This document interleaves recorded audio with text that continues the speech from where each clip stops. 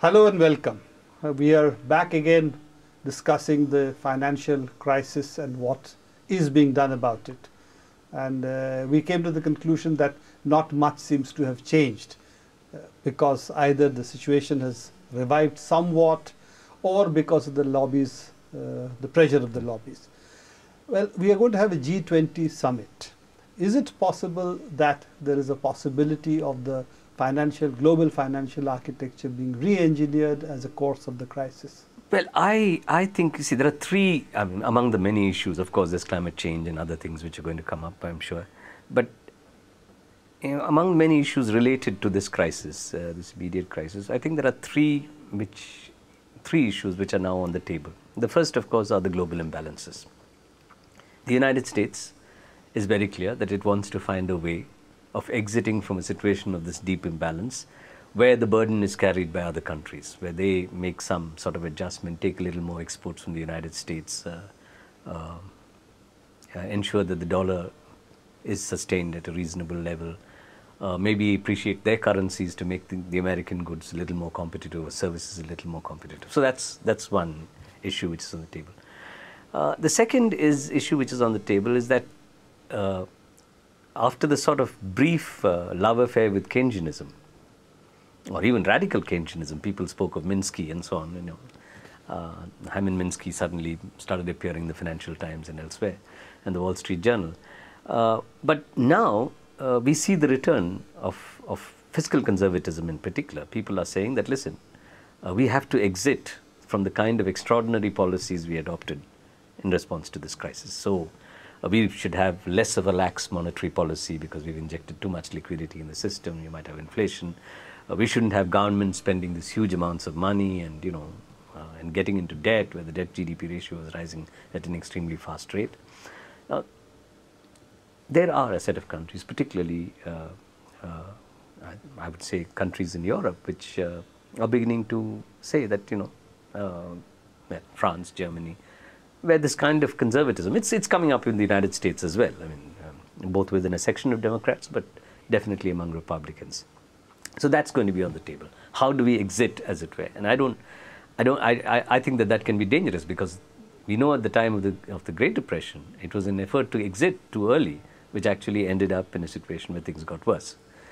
The final, or the third issue, not the final, but the third issue of importance, this is of course what you're raising. I mean, what do we do about this financial architecture, which actually, or this financial structure, which generated the kind of products, the kind of institutions, the kind of markets, which built up, proliferated risk in such large measure that we ended up with this incredibly large crisis. And also the IMF and the World Bank as institutions being almost entirely in the hands of the rich countries, in which today are no longer such. Yeah, sure. Because the point is, people are saying that if you want us to put our money through these institutions to actually resolve one or the other of these problems, or help go part of the way in resolving one or the other problems, so then you should give us the power as well, which goes with that kind of a participation in the bank and the fund.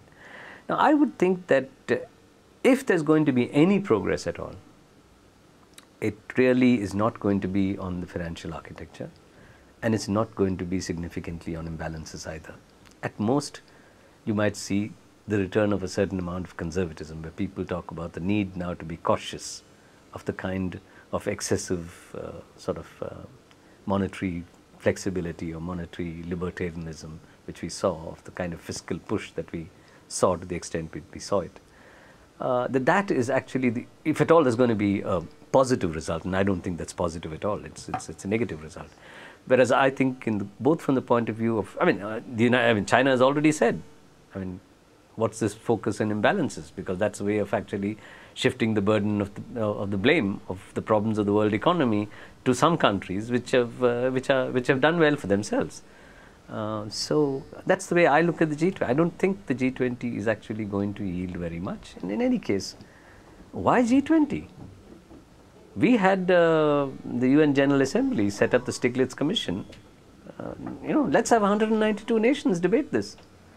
And the Stiglitz Commission is also seeing no response. No, and it's not only not seeing no response, that it's very clear that the developed industrial countries, in particular the United States, don't want democratic discussion on this issue, because then it would shift the burden of adjustment on a whole host of things to the countries which were in the first instance responsible for creating these problems.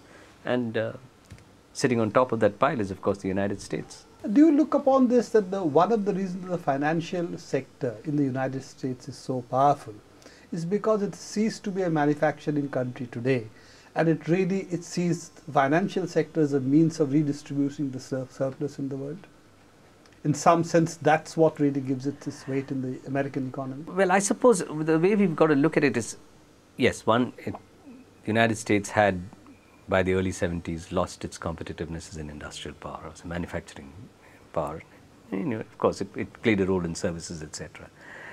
But because it was the home of the reserve currency, because the dollar was treated as being as good as gold, because people, the flight to safety was always to the dollar, you actually had all of the world's surpluses, including the oil surpluses in the 70s and 80s. Banked in the US. Yeah, meaning being actually mediated through a set of a few financial institutions, largely in New York, but partly in the city of London, but largely in New York. So you had these few institutions which actually controlled the disposition of the world's surplus and charged huge fees and commissions for it. And that accounted for a significant amount of the so-called income which was being generated in the United States.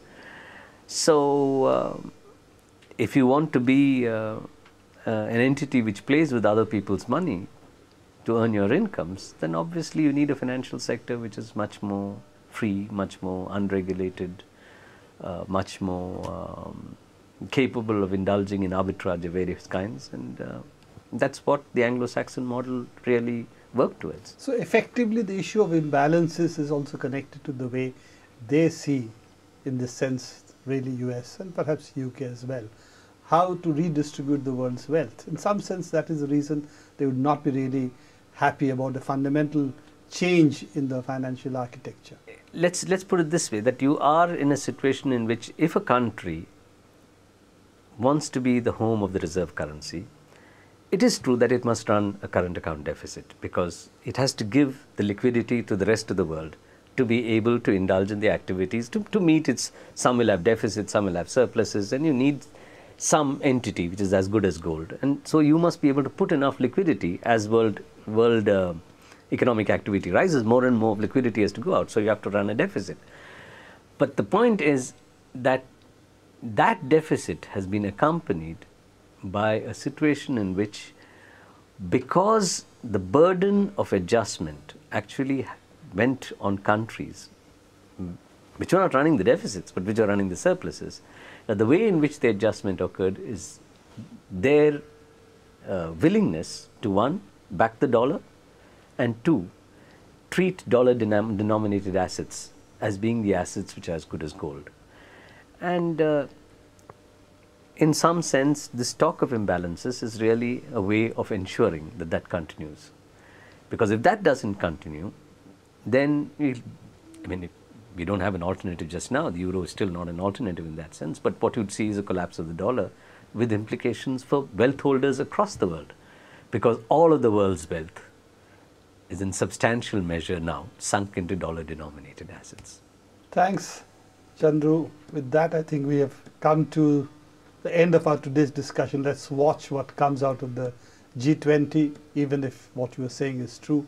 And let's hope that at least some changes would take place in a fundamental sense, without which we can be in for another financial crisis soon. Well, I hope so too. I hope so too.